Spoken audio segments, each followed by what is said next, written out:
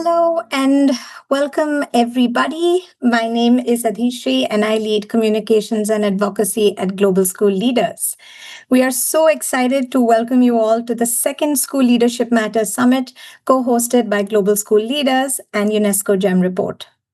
Before we begin, here are a few guidelines to ensure this session runs smoothly. Please select the interpretation option at the bottom of your screen and choose your preferred language to follow the discussion seamlessly. Today, the session is available in English, Spanish, Portuguese, and French. This session will last for 75 minutes, which includes dedicated time for question and answers at the end of the session. Please use the Q&A feature to ask your questions, and the speakers will try and answer as many as possible. As attendees, you will be remained on mute throughout the session to avoid any background noise. Now that we have that out of the way, hello, hola, and bonjour, and welcome to all. We are thrilled to have you join us, and thank you for taking the time out of your busy schedules to be with us today. For our opening session, we have an exciting lineup of speakers. To kick off the summit and frame the conversation that will take place over the next 3 days, we have Manos Antoninis, Director of the UNESCO GEM Report, who will kick us off. He will then be followed by Andreas Schleicher, Director of Education and Skills at the OECD, who is our keynote speaker, and we're so glad to have him here with us today. We will then have an insightful panel discussion on the state of school leadership in the Global South with our phenomenal panelists, Iwan Syahril, Global Education Leader and former Director General of Education with the Republic of Indonesia, Jose Weinstein, former Chilean politician and current director at the Diego Portales University in Chile, and Utheri Kanayo, co-founder and school principal of the Freedom International Schools in Kenya. And now I will hand it over to Camila Pereira, CEO of Global School Leaders, to lead us into this session with a short framing for this summit. Thank you everyone again, and over to you, Camila. Thank you, Adhishri. Hello, everyone. Let me reinforce a warm welcome to our second School Leadership Matters Summit. I'm speaking to you today from São Paulo, Brazil, and I feel just deeply honored to open our summit on behalf of our team at Global School Leaders and alongside our amazing co-hosts at the UNESCO Global Education Monitoring Report team. This year, we have 39 speakers and participating organizations joining almost 1,000 registered participants from more than 100 countries. It is such a joy for us to see this global community gathering again. Thank you to all partners, panelists, and to each of you who chose to be here with us today. We start this summit with one strong conviction. School leadership is not simply another role at the school level, nor is it just an occupation. It's a complex and incredibly important profession. And as such, it deserves its own place on the global education agenda. We now have enough data, evidence, and stories from the field showing how effective school leaders influence school climate and culture, how they ensure teachers feel supported and prepared to lead instruction, and how they are key in making sure any reform actually reach the school level. So in other words, we know how effective school leaders contribute to students' right to learn. That's why GSL, we are working to build a future where every school across Latin America, Africa, and Asia can count on an excellent school leader. We really dream about this vision, and we are really energized by the growing momentum around school leadership. We hope that this summit can spark even more collaboration and more concrete action in that direction so that we can make this vision reality. Over the next 3 days, our agenda was designed with intention. Today, we will ground ourselves in data, evidence, and what we actually know about the impact of school leadership and how systems can support it. Tomorrow, we will take a deep dive into how school leadership can help accelerate results in some of the most pressing priorities we have in education, including foundational literacy and numeracy, gender equity, and early childhood development. And on Thursday, we have invited partners across our ecosystem to showcase their work, the concrete initiatives and stories that are shaping stronger leadership systems. One of our core beliefs at GSL is that advancing school leadership requires a vibrant and connected field. This third day is an effort to bring together and provide a global platform to individuals and organizations who are already contributing to that field. So thank you for joining us.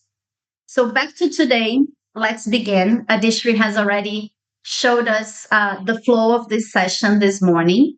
And I will start with Manos. And Manos, it's an immense pleasure to welcome you to our second summit. Thank you so much for this partnership. It has been a year now since the launch of the GEM Report on school leadership, with many regional reports rolling out through 2025. We are really excited to hear what you've learned throughout this very intense year and what these reports tell us about why school leadership matters. So the floor is yours. Thank you. Thank you, Camila, and it is really a great opportunity to be able to share with you the results of our very intensive cycle on leadership in education, which started, as you said rightly, so exactly a year ago, which is the time also of the first School Leadership Matters Summit. So my objective is just to take you through the work that we have done and some of selected key messages, more as an appetizer for those of you interested in these issues to go and explore further and to some extent frame a bit more this discussion. So the cycle started a year ago with the launch of the report Lead for Learning, our global report, and then it has been followed by 4 regional editions that covered really different parts and corners of the world, but also different issues, more specialized. Lead for Inclusion was the regional edition on Central and Eastern Europe, the Caucasus and Central Asia, launched in February.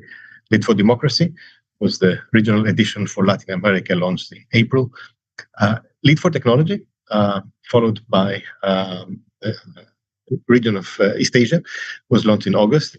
And Lead for Foundational Learning was just the report we launched a week ago in Accra, in Ghana, covering the whole of Africa. In addition to that, we also had one thematic edition on women leaders in education. And the only aspect that has remained on our agenda and will be launched early next year is the role of youth engagement, youth and student leaders that, of course, are so much discussed these days. So the global report had 4 messages. Let's not forget that, of course, the global cycle on leadership focus on a wide range of levels, not just on school, also on system and political leadership, and also a very broad range of potential leaders in education. But the core message that we tried to convey was that the emphasis on charismatic individuals that is so characteristic of discussions on leadership needed to shift to systemic interventions, what we need to do to bring the most capable people with potential to this profession. The messages were 4. The first was a message on trust and empowerment. Of course, leaders operate under all conditions, but where they have opportunity to take decisions, of course, they're more likely to have an impact. So autonomy is very important, although it's not going to work alone without support measures. Then there were 3 recommendations supporting the case for professionalization, selecting principals, because the best teachers are not necessarily those that make the best principals.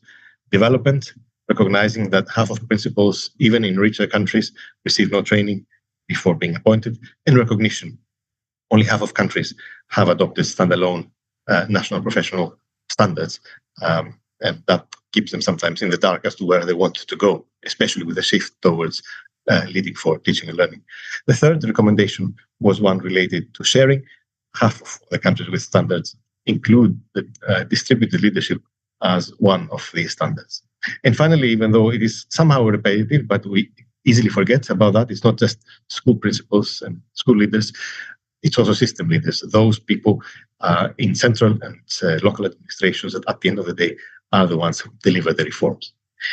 Just to delve a little bit more in the messages of the regional editions, the core idea was, of course, that learning tends to be associated with measurable outcomes when we say lead for learning. So we wanted to make the case that actually leaders are entrusted with delivering much more than that. So some selected results that they are particularly important in delivering are inclusion. So we cover that in the former transition countries, where we identified that in addition to the core messages of the global report, selection needs even more attention to assess the candidates' preparedness to focus on inclusion, on delivering an inclusive school ethos. And that's actually not present.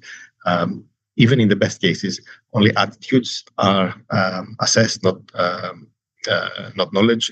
And generally, there is a focus on primarily disability and special schools, whereas the case for inclusion is much broader. And training on inclusion for principals was only present in one of the 8 countries we looked at. That was Slovenia, which had a 1-year headship license program with a compulsory module on inclusion. But then when, in the case of Latin America, Lead for Democracy was associated with the idea of distributed leadership because such an approach to leadership is really important for inclusive and democratic societies. Because it's not important, it's not enough just to teach democratic values, it's also important to practice them. And there's no better way to do that than school leaders who really bring others on board, recognizing where they are weak and where they need others' voices and others' capabilities to deliver on the very, very ambitious agendas they have. Distributed leadership, nevertheless, or in other ways, this concept is recognized as participatory or teacher leadership, is mentioned in a few countries. Democratic school management is perhaps a bit more widely understood in the region, in 5 countries, and in Brazil, it is enshrined even in the constitution. Moving to other aspects, let's say comparing some of the richest countries in the world and some of the poorest, technology and digital transformation in China, Korea, and Japan are just the latest of the multiple tasks that are being added to school principals and system leaders, what we call middle tier leaders, lists of things to do. These countries in East Asia have embraced digital transformation in very advanced ways, which can also change pedagogy. And yet it's only now recognized, and the pace is picking up, of the need to support school and system leaders through coherent systems, through training. And all those really require much more engagement of these leaders in decisions related to technology, and also some delegation of some of the day-to-day stuff that can take up a lot of time so that they can focus on what matters most. Coming to Africa, we identified the large problem that often in many of these countries, only 1 in 5 countries actually have assessment framework, national assessment framework. So sometimes countries are not even entirely aware where they're heading in terms of improving learning outcomes for children in a part of the world that is having so many difficult challenges, especially those related to language.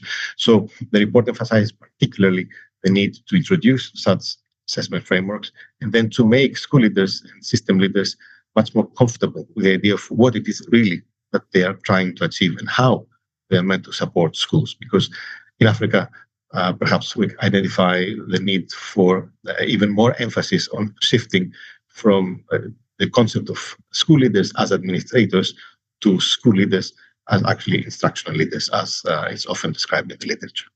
Finally, 2 more pieces of work that I would like to draw your attention to. We identified the large gap between women as teachers and women as leaders, usually about 20 percentage point gap in all levels of education, sometimes sometimes even more when it comes to higher levels of education, like in tertiary education, for example. We emphasize that systems need to track these gaps and set targets for those, and then go forward to fixing some of the flaws that are in the system, maybe setting quotas, maybe training the panels that are responsible for taking recruitment decisions, and offering flexible work schedules that many women need in such positions. Much more support is needed to in these early stages for young women leaders, and that's another point that the report emphasizes. Finally, to draw your attention to the fact that our peer website and our peer country profiles that cover all the world's more than 200 education systems offer a very solid basis for policy dialogue around the world. For example, we identify that 1 in 3 countries do not apply competitive criteria for selection. Only 1 in 3 countries include management experience, and we know that without that, it would be very difficult for people to deliver the very complicated tasks. And finally, on training and support, we saw that even though so few principals are prepared before getting into their jobs, only 31% of countries have induction programs to help newly recruited school principals. And the gap is very large when it comes to the content of the training programs around the world, both pre-service and in service, in terms of an emphasis on the issues that matter for a successful leadership career. And with that, I would like to come to an end, and thank you very much for being here today, and especially the panelists for accompanying our audience with their experience on these issues. Thank you very much. Thank you, Manos, so much for grounding us in this evidence. And it was such a joy for us to follow you and the GEM Report team through different countries this year and witness how much weight and relevance the GEM Report has added to the agenda of school leadership globally. So thank you so much for that. And thank you for the partnership on the summit. Well, and moving forward, it's now my pleasure to welcome to the summit Andreas Schleicher, Director for Education and Skills at the OECD, to join us. Andreas, thank you so much for accepting our invitation to be here. You have been always a strong advocate of school leadership for many, many years now, and we are honored to have you here opening our summit. Really curious to hear more about the recently published TALIS survey, the world's largest survey on teachers and school leaders. So over to you. Thank you, Camila, and thank you for inviting me to this super important topic. We always say, the quality of education cannot exceed the quality of teachers, but it's equally true that the quality of teachers will never exceed the quality of leaders and the environment and the work organization that we put around teachers. And that's why I will look at school leadership today through the eyes of teachers. And I'm going to share a few slides with you. I hope you can see my slides now. And I'm going to start with something that, you might think is a bit remote, but I think it's super important in this context. The first question really is, are teachers thriving or surviving? And the good news is in most countries for which we've data, actually, teachers are quite happy with their job. Not everyone, but the vast majority of teachers. In some countries, it's gone up. In other countries, teachers are a little bit less happy than they were in 2018 when we surveyed them last. But in most countries, it's been pretty stable. And that's a good finding. We often hear from the teachers who are not happy. But broadly, most teachers, if you ask them, are the advantages of being a teacher outweighing the disadvantages? Most teachers say, yeah, I'm facing all sorts of difficulties, all sorts of challenges. But overall, I love my job. And actually, if you ask yourself, what are the drivers for teachers' job satisfaction? The first one you come to is the professional relationship with the principal. In every country, that is a huge predictor for whether teachers are happy with their job. Much more so than, for example, the teacher salary or the teacher, working hours. relationship, the professional relationship with principal, with colleagues, the collaborative kind of culture in school. And Manos made that point already now. The relationship with students also matters for job satisfaction. In most countries, you can see a very clear relationship. And then if you ask yourself, what stresses teachers? Actually, at the lower end, working with colleagues, working with students, the kind of social part of teachers' job is not what stresses them. What stresses them most is, marking student work, doing general administrative stuff, things that teachers do not believe is part of their mission, their social mission. This is where principals can make such a huge difference by creating a work environment where teachers, have the space and the support to do what they do best and are freed from the kind of things that constrain or bureaucratize their work. Huge role of principals for what we call instructional leadership, being there for teachers to do what is best. Another role for education systems and principal is to ensure that, we attract the most talented teachers to the most challenging classrooms. And things have got tougher for teachers. What you can see in most countries for which we have data, we have more students who are refugees. Now, that's a big challenge for teachers, diversity in classrooms. Those things end up directly on the doorsteps of teachers.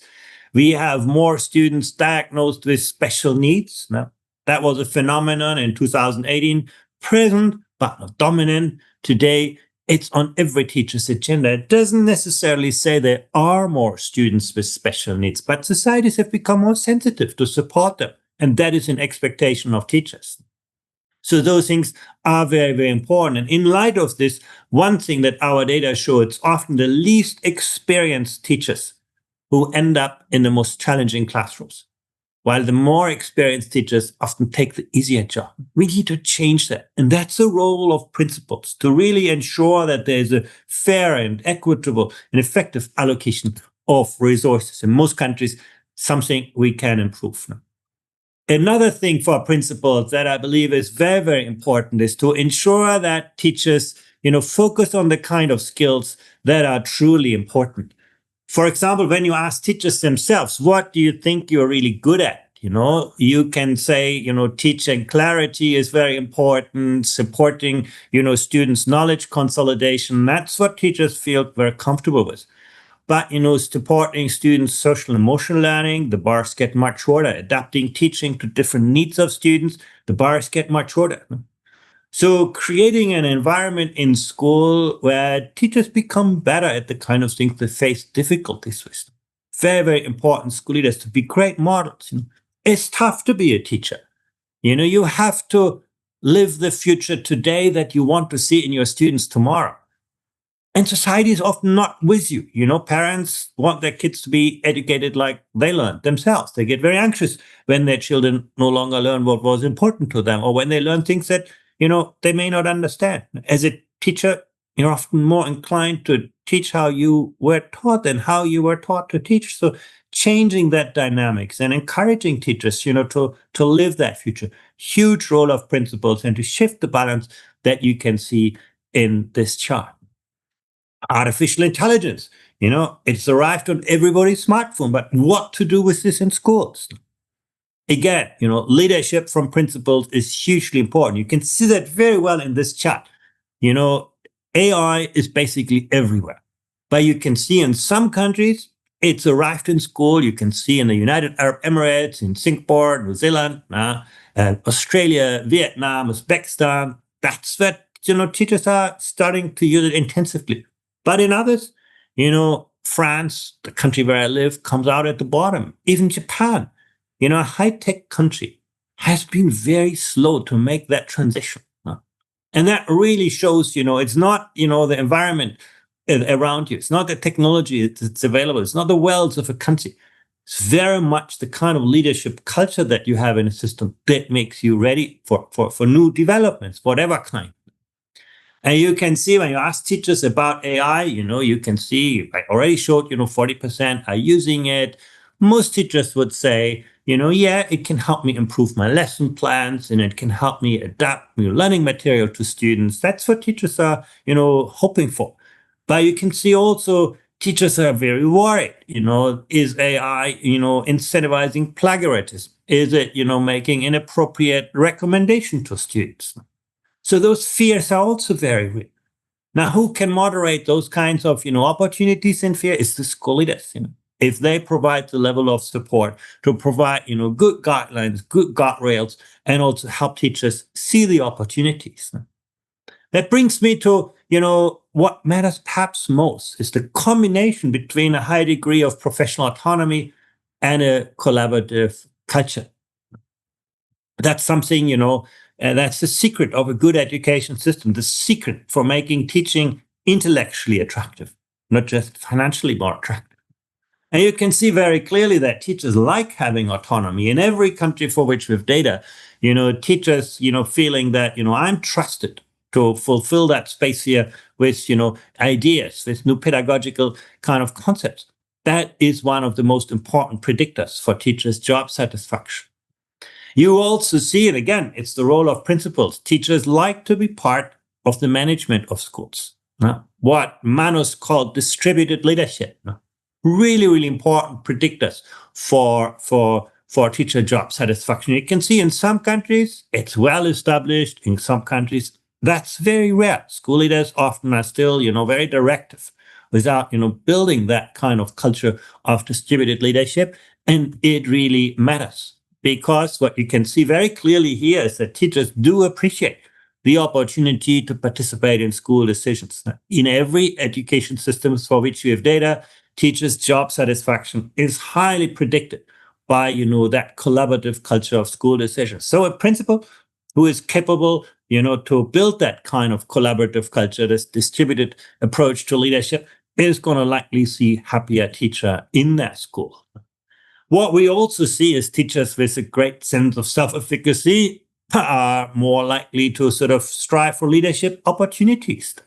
That's the future pipeline of leaders now in the system. How do we attract people into those kinds of leadership positions that have often a high degree of responsibility and quite limited support? But, that's the autonomy part. Let me highlight also the collaborative part. What you can see here is that teachers are very social people. Now, when it comes to informal exchange and coordination, lots of things are happening. In most countries, teachers share resources, materials, and so on. But that's not enough. What we see is that the deep professional collaboration, observing other teachers' classes, engaging in joint activities, taking part in collaborative professional learning, those things are much less well developed in most education systems. Why do I say this? Because that's exactly what the role of principals is about, to create that culture of sharing, that culture of deep professional collaboration, getting your teachers to share their experiences, listen what's happening in other classrooms now. Critically important, again, depending on great school leaders. And, why is this important? Again, you can see, first of all, in most countries, we're making progress. We see that actually cooperation is now more prevalent than it used to be in 2018. But also, it is an important predictor for teachers working together, for teachers' job satisfaction. Very last point I want to make is, what about society? What, appreciation do teachers feel for the really difficult job they do every day? I mean, they are the engineers of our future. They are, our schools today is going to be our democracy, our society, our economy tomorrow. And when you see actually there's few countries in which the perception of teachers of being valued has improved, but also lots that is declined. And in most countries, it's not very good. If you're in Vietnam, 9 out of 10 teachers believe my job is valued by the society around us. If you're in France, it's just, 5 in 100.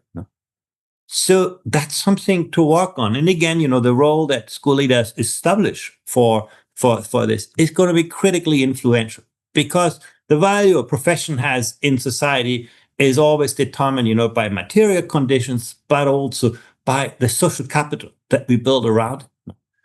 Also, do teachers believe policymakers, and that includes, school leaders value their opinions? No, yeah, in some countries they do.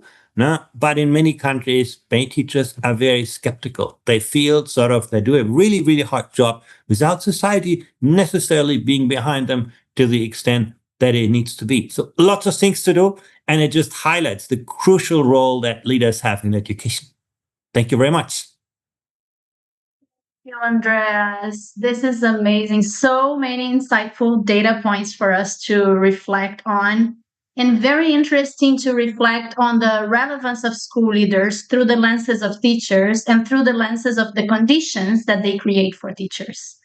We really appreciate your leadership at OECD and bringing this evidence into our field. And I love the reminder that it's very hard for the quality and engagement of teachers in our schools to exceed the quality and engagement of the leadership in our schools, right? So thank you so much for being here.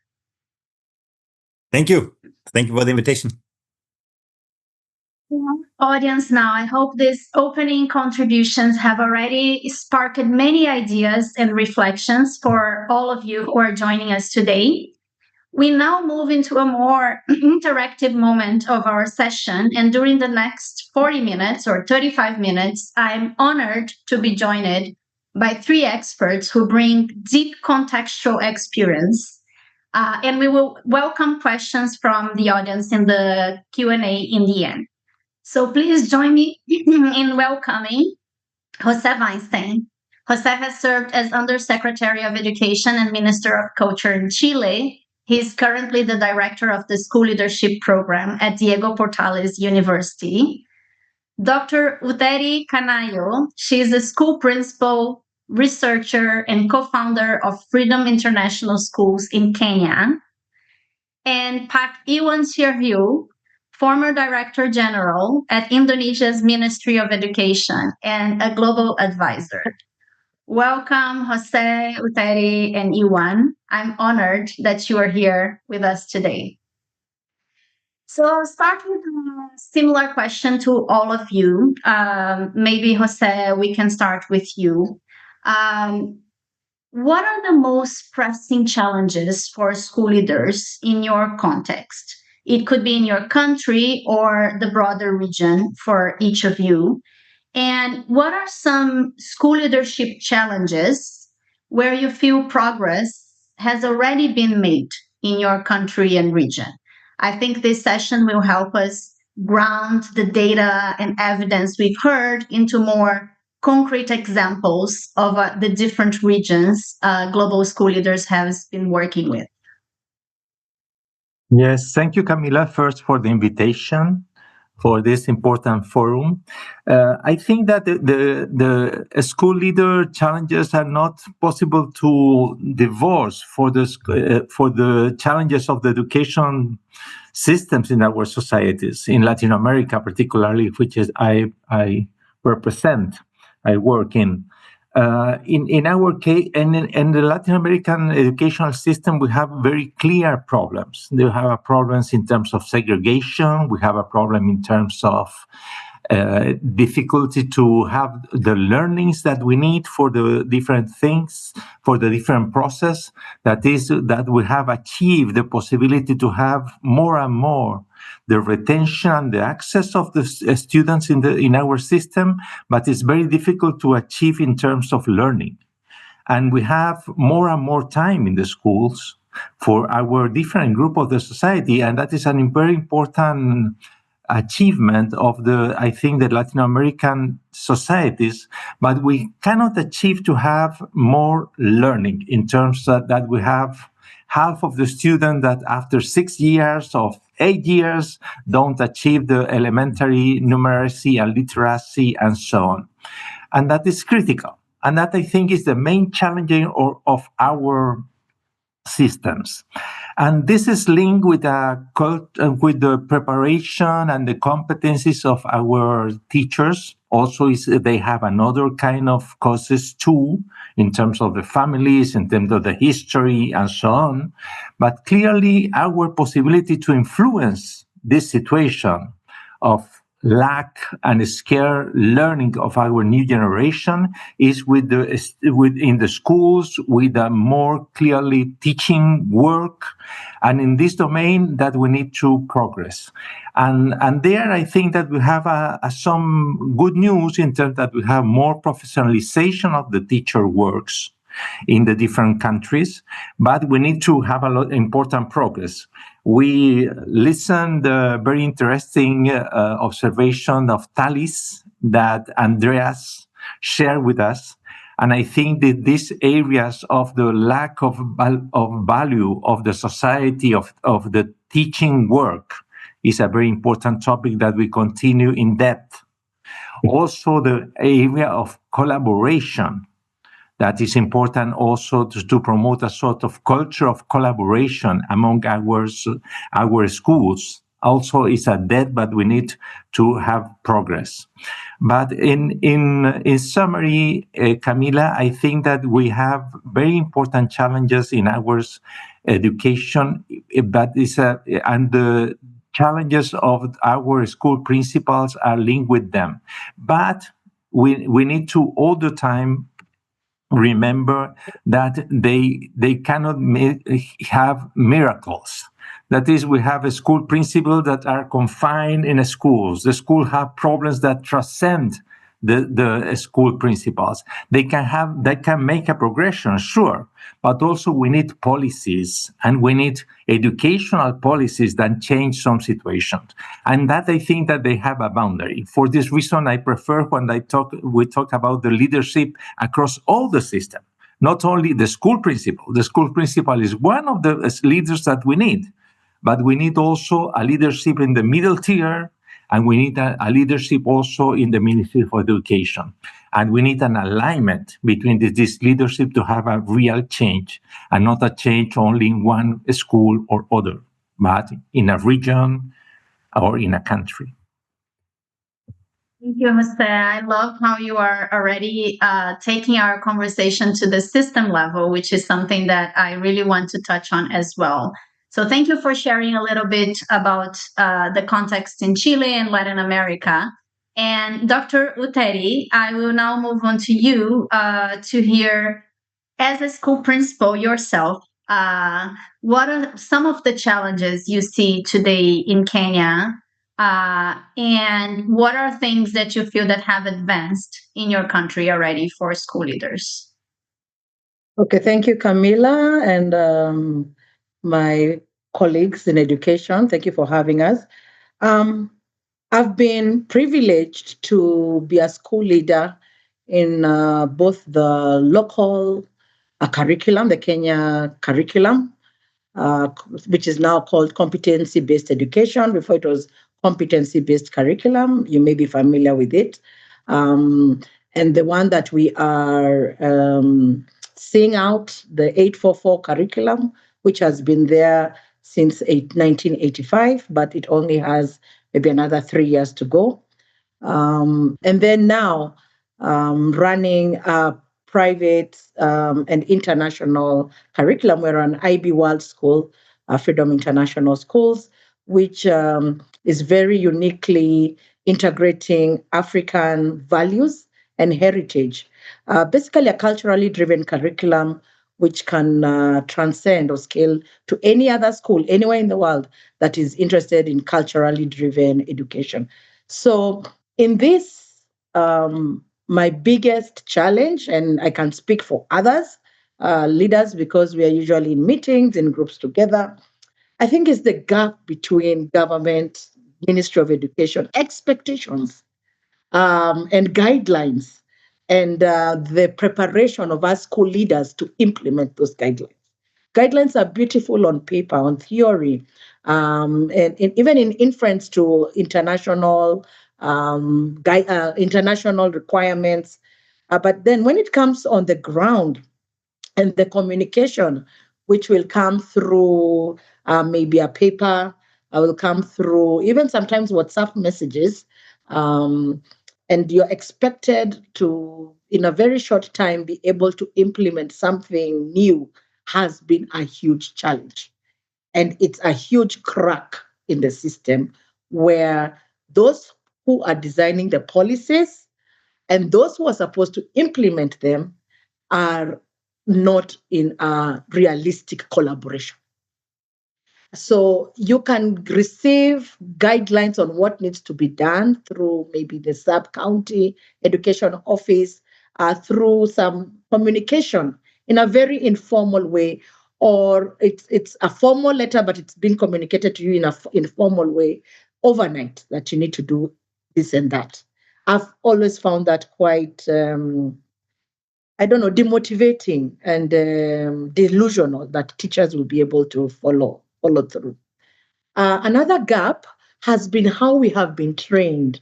Maybe in Kenya and Africa, I can speak for ourselves. Maybe it cuts across other countries that have still a colonial influence, where we are now, as Kenya, moving into what we're calling a competency-based curriculum, where we should celebrate the talents and the individualities of our learners. But really, how we have been trained as teachers is the key point, the key goal for education is academic flourishing. So we've come from a phase where if your school did not perform well in the national exams, it's not treated as a good school. You might have the most kind, most loving, ethical children, but they did not do well in the exam. So that's not as good a school as the one that is high-flying in grades. So this teacher and me have also been trained like that, and you have to relearn, you have to even decolonize some of the influences that are coming from outside that are not of our own.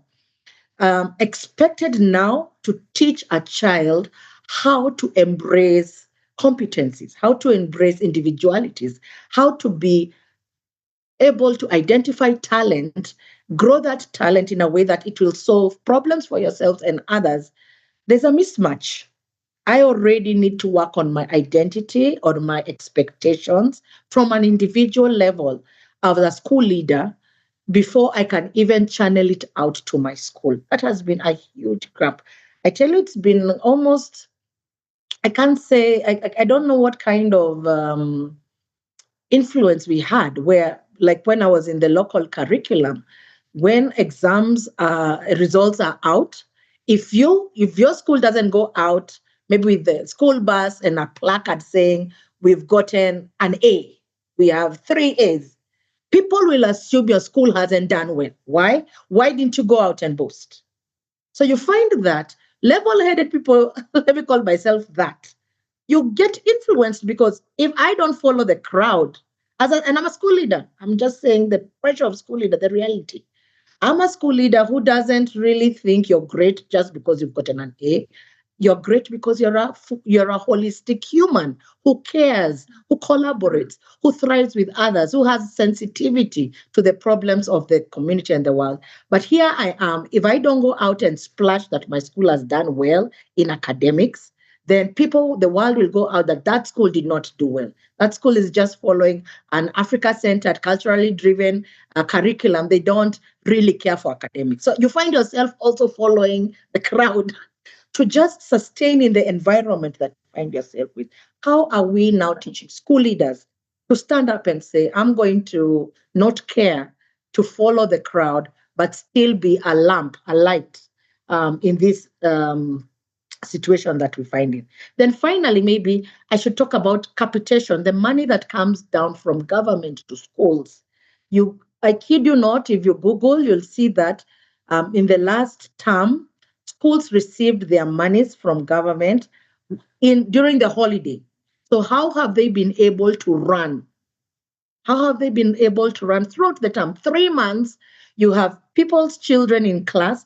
I listened to a teacher recently, and I also see that that maybe minimum or average 80 children in a classroom, multiply that by multiple classes per level, and then you're going all the way to maybe class 8 classes. Those are very many children without the money that should come so that you can be able to run the school. So if you walk into those schools, there's no learning going on. teachers will be paid because their money is coming from elsewhere, but who's buying the textbooks? Who's buying the facilities that are needed? So out there, it's shown that the school will receive such a capitation, but at what point? This money should be coming in advance so that you can also sort yourself out. So all this I'm saying is there's a gap. It's just giving examples, realistic examples of what we as school leaders are going through in Kenya, in Africa, where there are beautiful policies, guidelines written, but on the reality, it is cracked because we are not in collaboration, in consultation, and even receiving the support that we have. Thank you. Thank you for sharing so many details of these concrete examples, Dr. Utheri. That's very interesting. And I think your first point on this, it also talks to what Jose was mentioning about the systems, right? And the relationship between plans and policies that are created in the ministry level or the Secretary of Education level, and how they reach schools, and how that conversation between policy and school leaders need to happen more often and more in a more thoughtful way. And Iwan, I know you have a lot of experience on that in particular. So I wanted to hand it over to you to share a bit about the Indonesian context. Okay, thank you, Camila, and hello, Jose and Utheri. Nice to be in the panel with you. I think I'll keep it short. I think because I think a lot has been said with by Jose and also by Utheri. So two things. The first one, I think the main critical challenge is the perception and expectation of the role of leaders, like especially school leaders. We haven't really moved from the mindset of administrator to leader. I think administrator is just like basic function, but leader is actually you need to transform, you need to change, you need to manage and navigate change and complexities. I think therefore the training that Utheri was mentioning was that not match. I think a lot of systems maybe we haven't really moved from. So there's some mixed signals, the expectation of in the training and the work. I think we need to match that, and that is the critical challenge. And even the society, maybe still perception sometimes is still about administrator, not actually leader. And the second one, opportunity. I think a lot of systems around the world, including in Indonesia, has been made aware the critical importance of school leaders, right? And I think in Indonesia, my experience leading more than 400,000 schools here. So it's a massive ecosystem. But the way that we thought about system transformation, investing in school leadership is super critical. We think it's a high leverage point. Why? Because like Manos was saying earlier, that and Andreas too, like if we intervene the school leader, they will create the ecosystem in the school to uplift the teachers and create a culture of learning and everything. So that is super important. And for us, we invested in school leadership in the past 5 years with the new kind of training, the new mindset change. And we, I think, reached more than 100,000, just over 100,000 new generation of school leaders in over 4 or 5 years. So over to you, Camila. Thank you. Thank you so much. And this connects, I think, with the question I wanted to ask you, Jose. You have contributed so much to the understanding of school leadership as a profession, in the sense of what Iwan was referring to right now. And many of us in civil society have long focused on training for school leaders, but your work highlights other domains such as standards, selection, accountability that are equally critical. And I think the GEM report highlights those domains as well when Manos brought it to us. I want to ask, what progress have you seen when countries adopt, like Iwan was describing, a more holistic approach to strengthening school leadership that goes beyond training? Yes, I think that it's very important, Camila, that we can have a sort of policies to promote school leadership. And these policies must be more holistic, as you said. And I think that at least that they have 5 elements. The first one is the clear definition of the role of the school leaders. That is very clear. And Iwan said that I absolutely agree that is a new definition of the role, which is a role of transformation and not administration. But this is the first one. The second one is be sure that you give powers and attribution of these leaders to accomplish this role. And not in some cases, it's not the case. You define a very ambitious role, but you don't give the powers. Third one, you need to establish some kind of working conditions that is according of this role. If you say that this role is very important, you must clearly give some elements of this importance in terms of the working conditions. I'm not talking only about salaries. Yes, also about salaries and a difference in the salaries regarding the teachers, but also in terms of the possibility to establish their team, for example, which is very important for them, for this role. The fourth one is the idea that you need to establish a system of selection, which according of this role. That is, you must need to say, well, this is the role of the school leader. That will be a crucial point in our change of our system. This is the attribution that they have. This is the work condition that we will give for them, etc. Well, need a system of recruitment that is clearly according to that. And that in our case in Latin America, for example, is very difficult because we have a lot of clientelism in these positions. And we need to establish some kind of professional system of recruitment and selection. And finally, the point that you take, Camila, what is crucial, which is the idea of preparation and formation of development. But development in this direction, to say, well, this is a role, this is your function, this is your main goals. Well, we will give you some tools, some possibilities to development of that.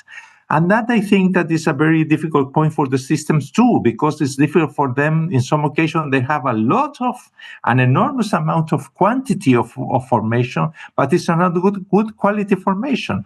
Or it's a formation that don't establish difference between the pre-service, the induction process, and the in-service moment and they need different kind of support for the school leaders' task. For this reason, I think that this is the structure that I think in terms of the policies, a policies that can have coherent this different point, which is the main focus is the role, the function, but then you need to be assured that they give the powers, you need the selection process, the working condition, and the formation according to this role. And that is the difficult thing. In some occasions, you have one or other initiative, but it's difficult to progress in a sort of more coherent system of work. This is, I think, the main task that we have for the governments. Jose, I love the framework you've created for this analysis and for this reflection. And I appreciate how you think and how you share they should be implemented together in a coherent way, right? To really support and strengthen school leaders. And Dr. Utheri, and I want to remind our audience to please share questions in the Q&A here in the chat, and we will open after this round. And I wanted to ask you, you've already touched on this on your first answer, but from a school leader's vantage point, when we're talking about policy, is there one system change you wish the Kenyan government could implement that would create better conditions for school leaders? And you've mentioned it before, a more holistic approach to success in education that goes beyond academic success. You've mentioned it, the budget, autonomy, and conditions, part of the working conditions Jose was mentioning. So I'm curious, if you could choose one thing, what would be your demand? Maybe something that I've even not mentioned, which I feel is so crucial for the context we live in. There needs to be a policy about ownership of identity and heritage. Maybe some people call it generally citizenship. But citizenship can still be quite theoretical, and you could speak very well, but we must find a way to touch the hearts, the soul, the spirit of school leaders. Because let me tell you, when you do that, our work is so different because we are not dealing with commodities, we are dealing with children and the next generation. If we mess it up, we will see impact start. Look at the impact of many countries. I'll just speak for Africa. I'll not speak for anybody else, but please look at your own area. The impact, what's coming out really of Africa. There's a lot of good, but there are significantly also a lot of challenges. How far are we moving away from being ethical, from being a neighbor's keeper, from being a servant leader, following a horizontal kind of system of leadership? It all starts with, who am I? What am I about? Why am I placed in this leadership position? It's not for salary. It's not because I was promoted. Yes, those are all nice and good. Those are extrinsic. But as school leader, and anyone for that matter, but let's talk about leaders because we're the ones in front of children, must have their heart right. It's not as easy as it sounds. What I've seen working, and I have a proven impact for the 8 years we've been doing, is knowing your truth, knowing your culture.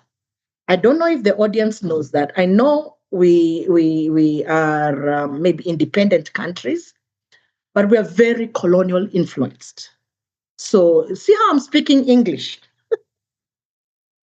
Maybe even better than some English. You see, that shows you the kind of training, what I was put in my head. And it's explicit, it's implicit. So when it comes to owning myself and owning my country, my problems, so that I make a difference, there's a disconnect. Because I have been trained not to really own and lead within. I look without. If we can get policies that can bring the African school leader back to identity, back to owning themselves and their people, you will start being bothered when things are not right yourself. Even before you receive that memo or policy from government, you'll be working as a problem solver and creator automatically because you have already owned everything. We don't have that. So give me policies on, I don't know how to teach better, teaching in the classroom, budget, whatnot. There'll still be a gap because of that identity crisis. So that's for me. And I'm a big pusher, because I can speak from what I've seen working, of starting with your heart. You must be a school leader. You must be in the education system. You must be a teacher. Because number one, you love children, you love your country, and you care enough to prepare the next generation that's going to sort it out, sort Africa out, sort the world out when we are at it. Thank you.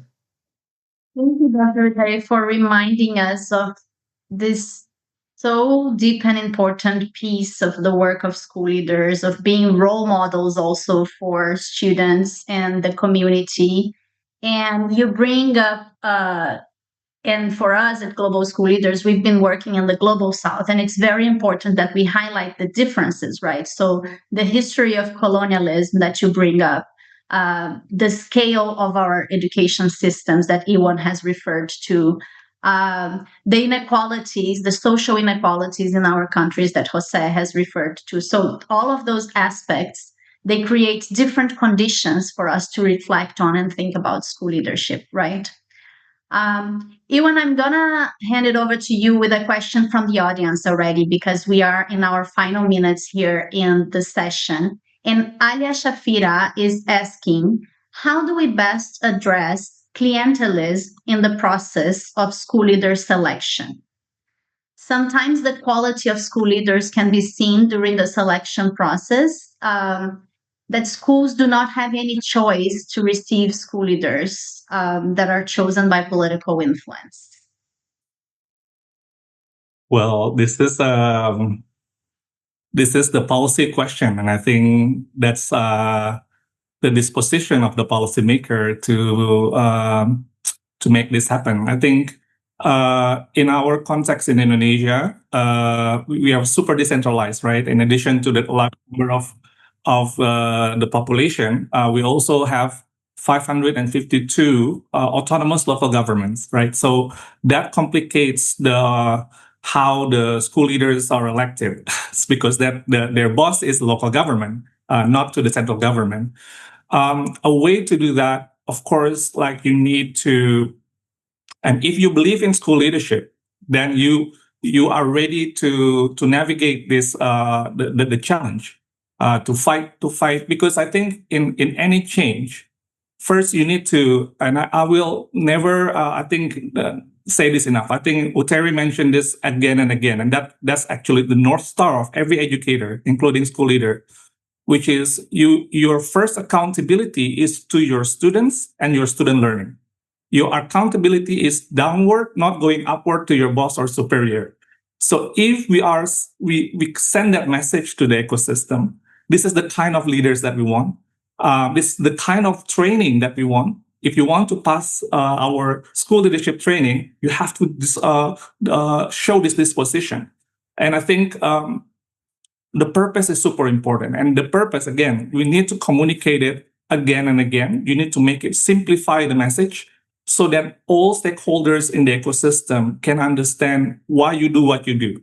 So if you change the school leadership training to be more like merit-based, to be more like change leadership, distributed leadership, instructional leadership, you explain why. It's not because I don't like you. I don't want to, because some people in the society are benefiting from the broken system. That is like their source of income.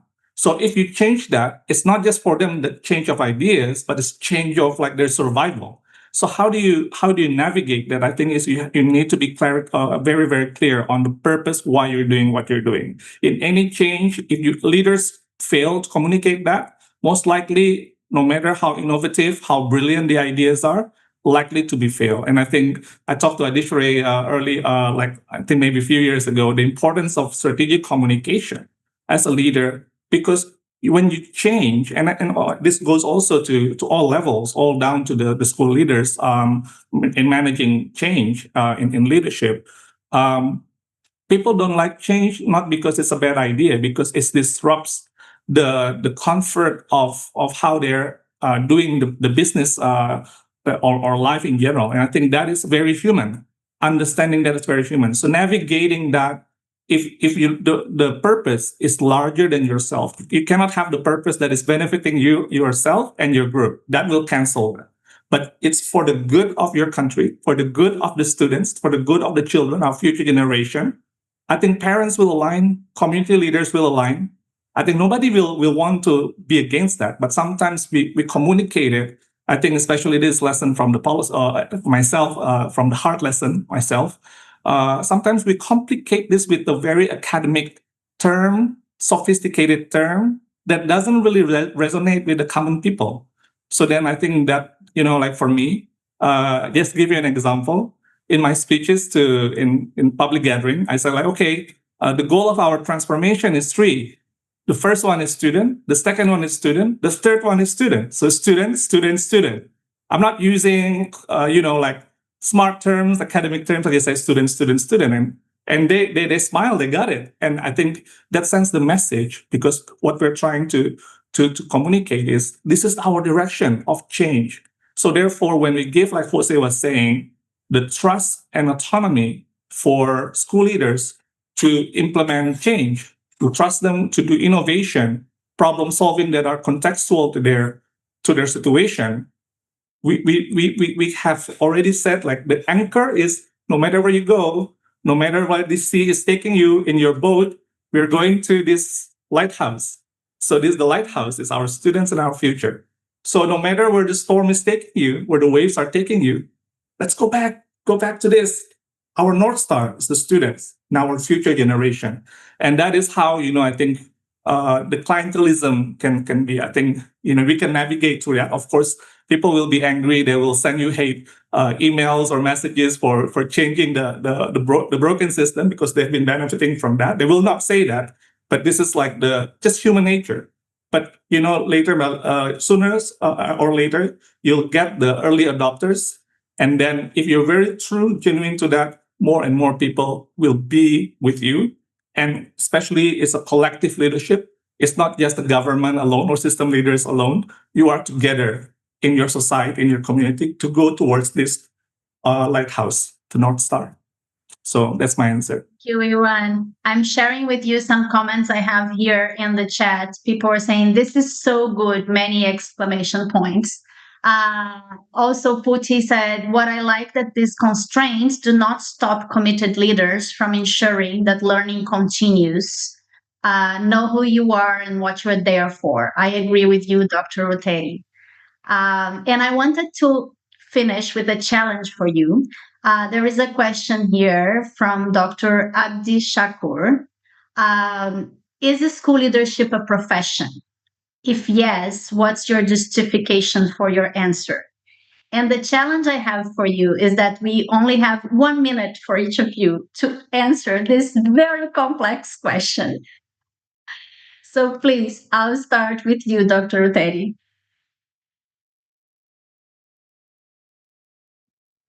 Yes, no, yes. Because a school leader needs still the expertise to be able to lead. And that's why I was saying one of the main things is training, exposure. But then a school leader needs the heart, needs a calling.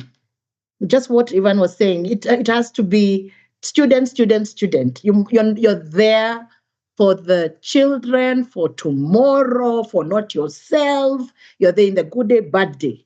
So my answer is yes. You can't be all this wonderful, I love children, whatnot, without expertise. So it goes both ways. Thank you. Jose? Yes, I think that it's a profession because you have very specific tasks to do. And you need to have a very important difference in terms of with teachers, in terms that you need to have the possibility to have a process of change for adults in the schools and not only for children. And I think that there they have a very important specificity that you need to be available and capable to conduct a process of change in an organization as a whole, including the change and of the adults of the school, particularly the teachers. And that I think is a very important difference with teachers. Thank you so much, Jose. Iwan? I think I'll have to have a different answer here. And I'll explain you why. I think a school leader, to me, I'm more into egalitarian kind of philosophy. So I feel like because in a lot of contexts, this creates like hierarchy with the educators in general. And my philosophy of school leadership is more like egalitarian in terms of we are just doing function here, our roles, but our identity, core identity, is still I'm a teacher. I'm actually a teacher and trusted to do this function. But does it require specific training? Definitely. Does it require recognition? Definitely. And the recognition, I think I just want to also say this. Recognition to me that I see is working better. It's not like you make your school great. I think that's maybe like it will create like more like divisive and I feel like the recognition to us in Indonesia, like we're trying to push because this is based on our socio-cultural values, talking about decolonization, it's more about collective impact. So if you can help other schools, then the government will recognize you. Then you become like the better school, like the great leader, because you can empower not only your school, but also the school around you. So together, collectively, you're creating impact to the ecosystem, not only to your school. So this is a kind of, again, like for me, because I think a bit differently from the system, again, like the system thinking. I think I'd rather see the ecosystem and more egalitarian feeling. And maybe like just like in doctor, like when you're not the head of the hospital again, you become like practice again. There's no big deal. Like you're not a rector of university, you become a lecturer again, professor again. That's fine. You don't need the structural position. So, but do you need a special training for that? Definitely. Specific competencies, definitely. But the North Star is still the same. It's student, student, student. I love that. And we will close on that note then, Iwan. Everything we do to strengthen school leadership is for students, students, students, right? I really appreciate you taking the time to be here with us today, share your wisdom, your knowledge, grounded on your contexts. It's a privilege to count with people like you in this field of school leadership. Thank you for being here.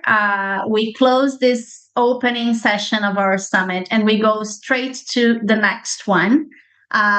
There is a link in the chat for everyone to join, or you have received it already from your registrations. Thank you, Dr. Utheri. Thank you, Jose. Thank you, Iwan. Thank you, Andreas, and thank you, Manos. This opening session was a real joy. Thank you for joining me here. Obrigado. Bye.